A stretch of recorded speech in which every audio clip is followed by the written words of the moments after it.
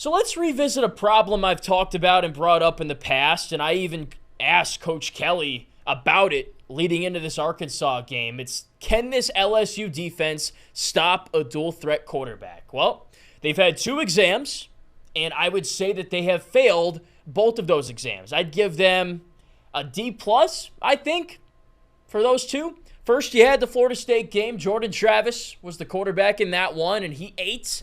And this past weekend, more recently, KJ Jefferson, he also ate.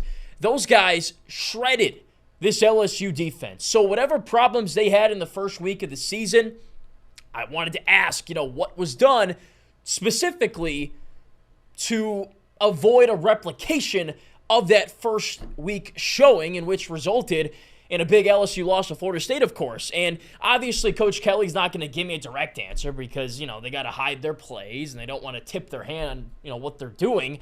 But, if he did tell me what they were going to do, and I knew that watching the game, I would say whatever it was they game planned for didn't work, and really it just didn't. And we prepared you guys for this. If you tuned in last week, we told you all about KJ Jefferson and, the danger that he is, the great football player that he is. So what I'm about to say, I don't want to take anything away from what KJ did. He's an electric college football player. He's been playing for 5 years. He can do things on a football field that not many quarterbacks can at this level in terms of extending plays, being a big bully, a quarterback who can run guys over and be elusive. Great quarterback, great talent.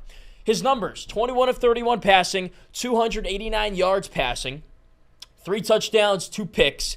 If you told me he'd pass for about 300 before the game, I probably would have thought LSU would lose because he's just not the type of quarterback that's going to light you up through the air like that. But he did against LSU. Arkansas totaled about 420 total yards, 25 first downs. They were 8 of 13 on third down.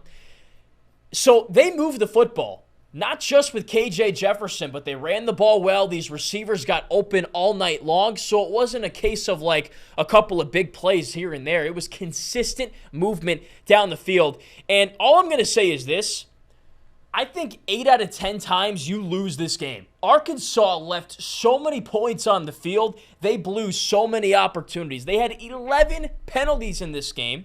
Some of those in really critical situations. Like, how about that? I think it was the opening drive of the game for them. They get down to LSU's 1-yard line. Major Burns makes an unreal tackle to keep the receiver out of the end zone on Arkansas' side. Then they get a false start at the 1 on 3rd and goal to push them back to the 6. They don't convert on the 3rd and goal from there. Held to a field goal. That was a missed opportunity. They also kicked another field goal in the red zone later on in the game. So Arkansas wasted a lot of chances. Had they taken advantage of those chances and struck gold on those gambles, they probably would have won that game. I mean, I'm not going to lie. If they punch in that touchdown and don't kick a field goal that first drive, boom, there you go. I mean, that's the game right there. So you got a little bit lucky, but you did win the game. We'll give you that. But it's concerning because the stats, the ones I just read off to you, are similar to the ones that Florida State put up in week 1. In this game, you had a lot of missed tackles. One-on-one opportunities to bring down KJ Jefferson, didn't do it. One-on-one with the running back, same deal. Didn't execute, and things like that. Lack of gap maintenance as well.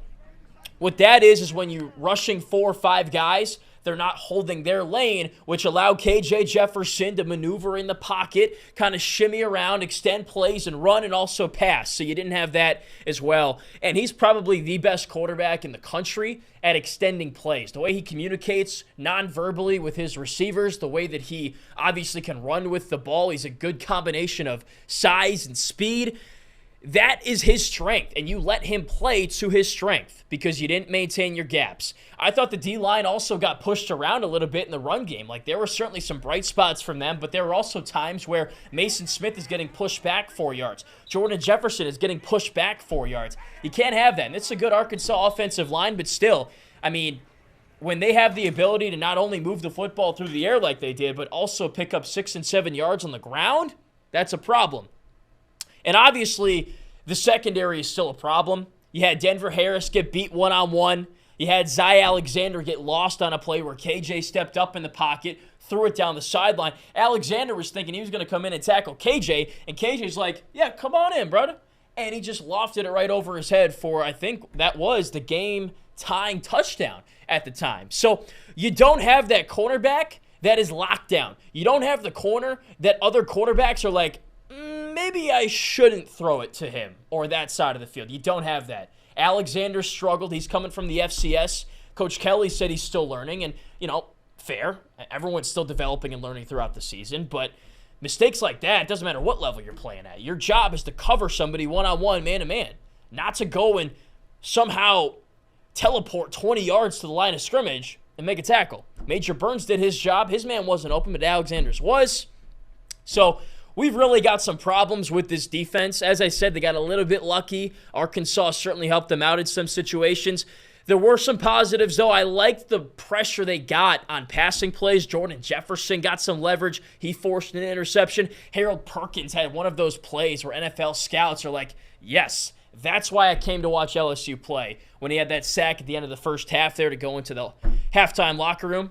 And other guys in the D-line, Deshaun Womack had a sack. Braden Swinson had pressure all day long. Mekhi Wingo flattened a guy. So, look, the D-line, by and large part, played well. They got pressure on KJ. I said they needed to do that, and they had a lot of sacks in this game. It wasn't like they were non-existent, but there were just times where you weren't disciplined, when you didn't have that gap maintenance, when you didn't make tackles in space, and, of course, the secondary just continues to struggle. And then really the difference in the game was the red zone defense. You forced the field goal on the first drive of the game with that false start. Got a little lucky, but then you just bowed your neck and got a straight-up stop at the 5 or 6 yard line later on in that first half, and you forced Arkansas, who had been on a nice drive at that point, to settle for 3. So the red zone defense, I think, was the difference in the game. LSU, believe it or not, we'll see more dual-threat quarterbacks going forward. Jalen Milroe, Alabama's quarterback, he's a dual-threat guy. Like, this is not the end of dual-threat quarterbacks. So they've got to clean this stuff up moving forward, because we've seen 2 dual threats play against LSU, and they both played well. So that's something that this Tigers defense will have to continue to workshop and clean up, because they got even more tests coming up later on down the road.